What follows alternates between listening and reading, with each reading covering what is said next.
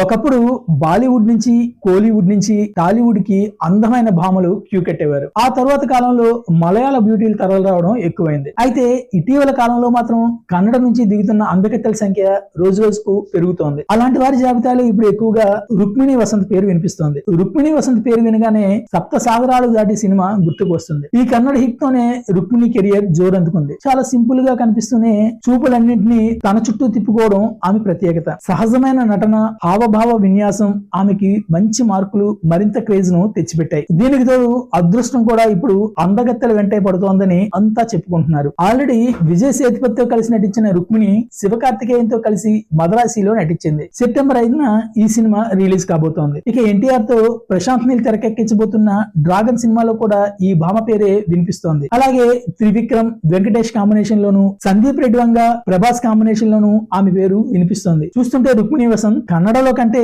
ఎక్కువగా తెలుగులో బిజీ అయ్యే అవకాశాలే కనిపిస్తున్నాయి మరి.